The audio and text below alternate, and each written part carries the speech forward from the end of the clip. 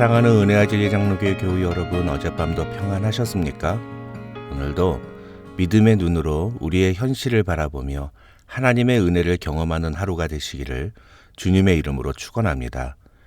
오늘 새벽에 만나 본문은 창세기 14장 1절로 24절입니다. 그 중에 13절로 24절을 제가 읽어드리겠습니다. 도망한 자가 와서 히브리 사람 아브라함에게 알리니 그때 아브라함이 아모리 족속 마므레의 상수리 숲을 근처에 거주하였더라. 마므레는 에스골의 형제요 또 아넬의 형제라. 이들은 아브라함과 동맹한 사람들이더라.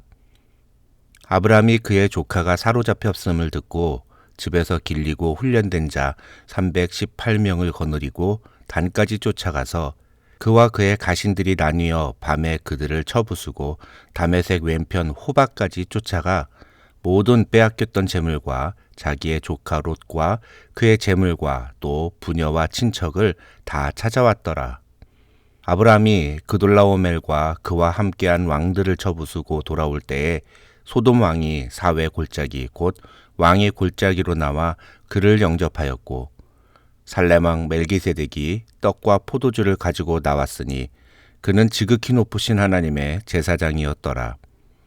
그가 아브라함에게 축복하여 이르되 천지의 주제시오 지극히 높으신 하나님이시여 아브라함에게 복을 주옵소서. 너희 대적을 네 손에 붙이신 지극히 높으신 하나님을 찬송할지로다 하매 아브라함이 그 얻은 것에서 10분의 1을 멜기세덱에게 주었더라. 소돔 왕이 아브라함에게 이르되 사람은 내게 보내고 물품은 내가 가지라. 아브라함이 소돔 왕에게 이르되 천지의 주제시오 지극히 높으신 하나님 여호와께 내가 손을 들어 맹세하노니 네 말이 내가 아브라함으로 치부하게 하였다 할까 하여 네게 속한 것은 실 한 오락이나 들매끈 한 가닥도 내가 가지지 아니하리라. 오직 젊은이들이 먹은 것과 나와 동행한 아넬과 에스골과 마므레의 분깃을 제할지니 그들이 그 분깃을 가질 것이니라. 어제 본문이었던 창세기 13장에서 우리는 인간적인 눈으로 보기에 풍요롭고 물이 넉넉한 소돔과 고모라를 선택한 롯과 하나님의 약속을 의지하며 믿음의 눈으로 가나안 땅을 바라보았던 아브라함에 대해 살펴보았습니다. 오늘 본문은 바로 그렇게 자기 눈에 보기에 좋은 소돔과 고모라를 택했던 롯에게 일어난 한 사건으로부터 출발합니다. 오늘 본문 1절로 12절에 기록된 내용은 아주 간단합니다. 소돔과 고모라가 소속된 5개의 가나안 부족이 당시 가나안 땅을 다스리고 있었던 엘람 왕 그돌라오멜을 배신함으로 인해서 전투가 벌어지고 소돔과 고모라가 속한 연합군이 그돌라오멜 연합군에게 패하면서 소돔에 거주했던 모든 사람들과 함께 아브라함의 조카 롯의 가족도 전쟁 포로로 잡혀갔다는 것입니다. 이 1절로 11절에 기록된 내용은 별로 중요한 내용이 아니기 때문에 이 정도만 알고 넘어가셔도 되겠습니다. 그런데 13절을 보면 그렇게 포로로 끌려가다가 도망간 사람이 아브라함에게 와서 아브라함의 조카 롯도 포로로 끌려갔다는 소식을 전합니다. 그러자 아브라함은 자기 집에서 군사훈련을 받은 사람 318명을 데리고 단까지 쫓아가서 거기서 자신의 조카 롯을 포로로 끌고 간 그돌라오멜의 군대와 전투를 벌여서 그들을 쳐부수고 그들이 탈취해 갔던 모든 재물들과 포로들을 되찾아옵니다. 여기까지가 13절로 16절의 내용입니다. 여기서 우리는 2가지 사실을 주목할 필요가 있습니다. 하나는 아브라함이 전쟁에 데리고 간 군사의 수가 318명이나 된다는 것은 아브라함을 위해 일하는 아브라함의 종들이 최소한 한 500명은 넘었을 것이라고 추정할 수 있고 이것은 아브라함의 재산이 어느 정도인지를 추정해 볼 수 있는 자료라고 할 수 있습니다. 또 다른 하나는 소돔과 고모라를 포함한 가나안의 5개 부족이 연합해서 싸워도 이길 수 없었던 그돌라오멜의 연합군을 아브라함은 고작 318명만 데리고 가서 이겨버렸다는 것입니다. 대부분의 학자들은 이러한 아브라함의 승리를 전적으로 하나님이 허락하신 승리라고 표현합니다. 그런데 어떤 학자들은 318명이 승리를 거둔 진짜 원인은 14절에 나오는 훈련된 자라는 표현에서 찾아야 한다고 주장하기도 합니다. 나중에 멜기세덱이 아브라함을 축복하면서 너희 대적을 네 손에 붙이신 지극히 높으신 하나님을 찬송할지로다 라고 찬양하기는 하지만 그럼에도 불구하고 이 318명은 평상시에 훈련된 자였기 때문에 그들라오멜의 연합군과 맞서 싸울 뿐만 아니라 승리까지 거둘 수 있었다는 것입니다.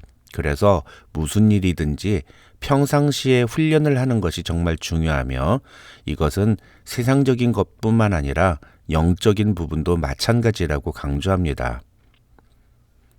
하지만 대부분의 학자들이 이 창세기 14장을 진짜 중요한 본문으로 여기는 이유는 바로 17절부터 24절에 나오는 내용 때문입니다.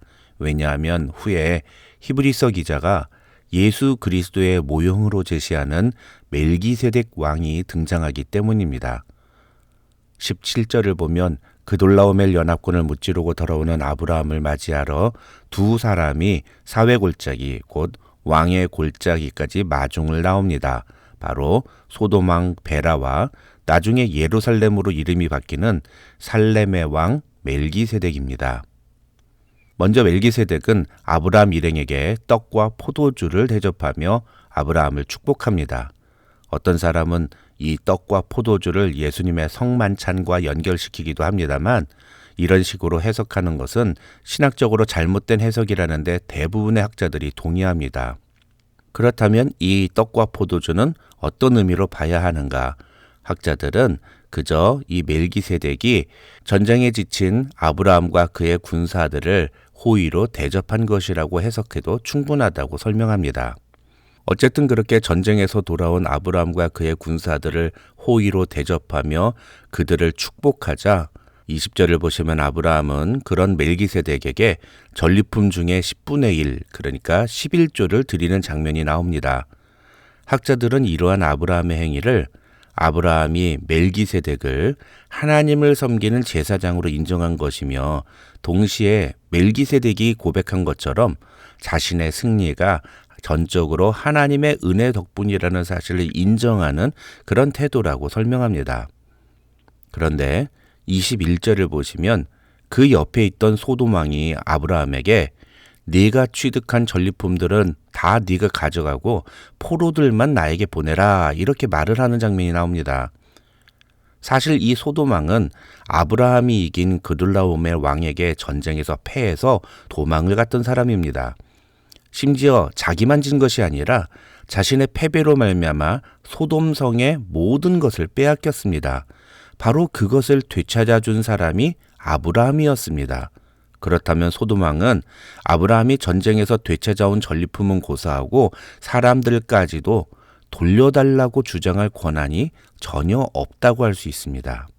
그런데 소돔 왕은 아브라함에게 사람들은 자기에게 보내고 물건은 네가 가지라고 말합니다.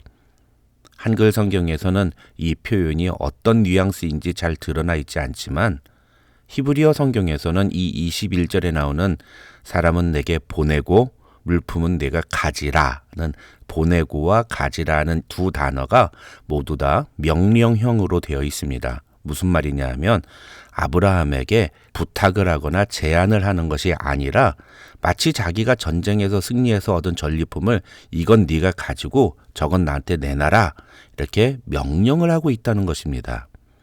그래서 학자들은 이 21절에서 소돔 왕이 하는 말은 그의 탐욕과 권위주의적인 배은망덕하고 적반하장의 모습을 보여주는 것이라고 설명합니다.